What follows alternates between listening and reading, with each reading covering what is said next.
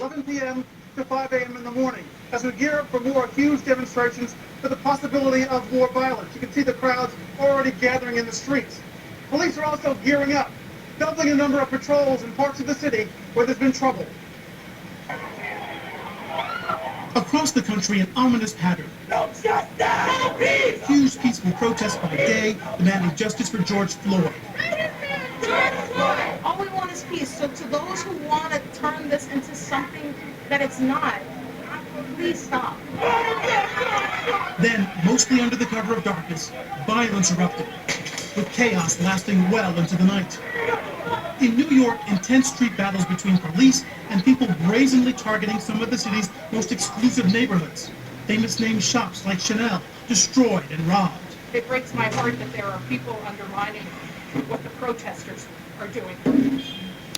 It's just wrong. Residents capturing it all on their cell phones. This is on this corner. They're all looting Sonata just jumping out window. Police blame armed organized criminals using the demonstrations as cover for the violence.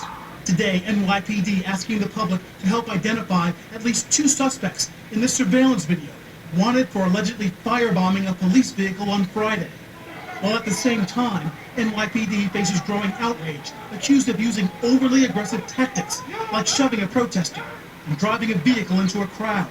This video appears to show a police officer brandishing a gun at demonstrators. The NYPD says the incident is under internal review. That officer should have had his gun and badge taken away today.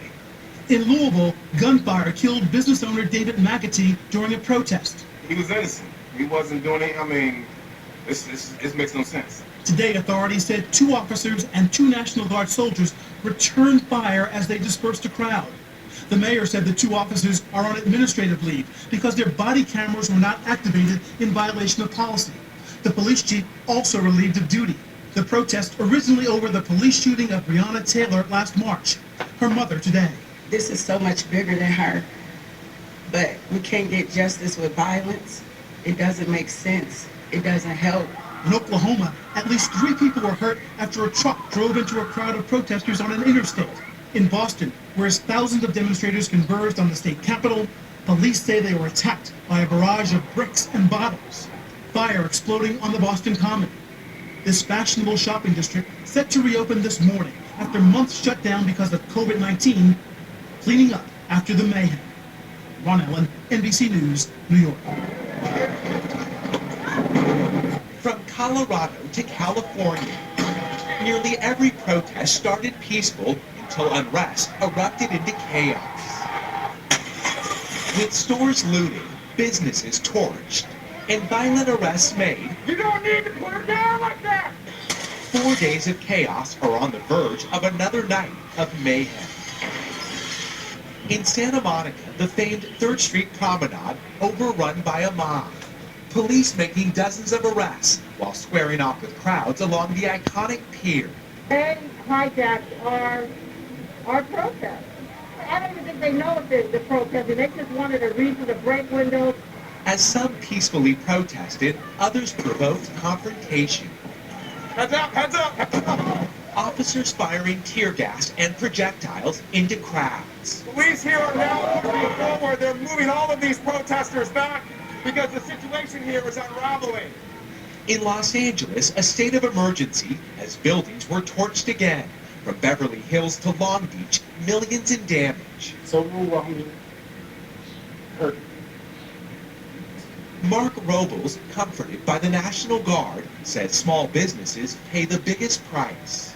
I saw it all unfold last night on the news, but being here, seeing it in person,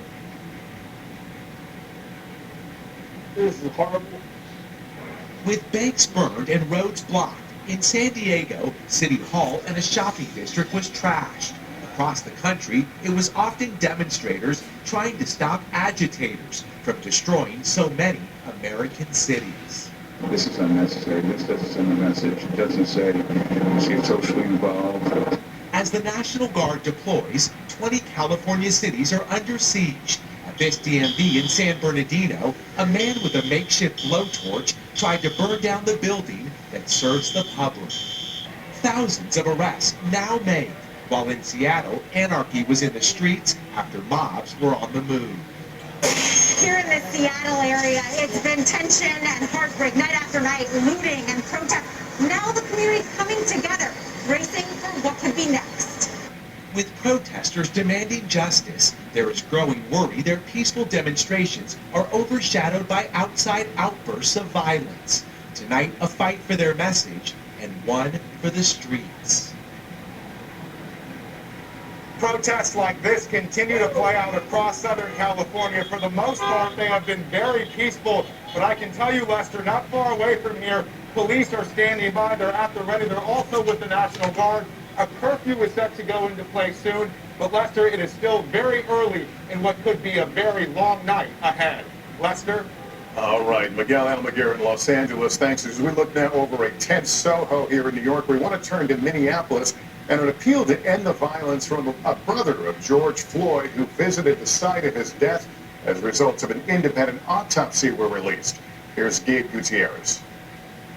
Today, Terrence Floyd was overwhelmed, his steps heavy with grief as he saw for the first time the ground where his brother took his last breath. My family is a peaceful family. My family is God-fearing. Yeah, we upset. But we're not going to take it. It was exactly a week ago that George Floyd died after a Minneapolis police officer knelt on his neck for almost 9 minutes. His death now at the heart of the nation's unrest. His youngest brother is calling for an end to the violence. Y'all right. Let's do it another way. Let's stop thinking that our voice don't matter and vote. Late today, the Hennepin County medical examiner released Floyd's autopsy, determining his death was a homicide caused by cardiopulmonary arrest while he was restrained by the officers. Hours earlier, Floyd's family released its own independent autopsy. It found the manner of death was homicide caused by asphyxia due to a neck and back compression that led to a lack of blood flow to the brain. The autopsy shows that Mr. Floyd had no underlying medical problem that caused or contributed to his death. A new NBC News analysis of police records found that since 2015, Minneapolis officers have used so-called neck restraints, using an arm or leg to compress someone's neck, more than 200 times. In at least 44 of those cases, the suspects or other individuals lost consciousness. Several police experts say that number appears to be unusually high. That history is part of what's fueled the anger and pain. These buildings can be rebuilt. Lives cannot be brought back once they are taken. On the sixth night of protests here following Floyd's death, police surrounded large crowds, making almost 300 arrests. It was largely calm. Except for this shocking scene, a semi driving into a huge crowd of peaceful protesters. The driver arrested. Incredibly, no one seriously injured. I think the incident just underscores still the volatile situation we have out there. Tonight, his family hopes that name is a call to action, not destruction. A public memorial is now scheduled here in Minneapolis on Thursday, and others later in North Carolina, where he was born, and Houston, where he grew up. Lester? All right, Gabe Gutierrez tonight. Thank you, Gabe. And as we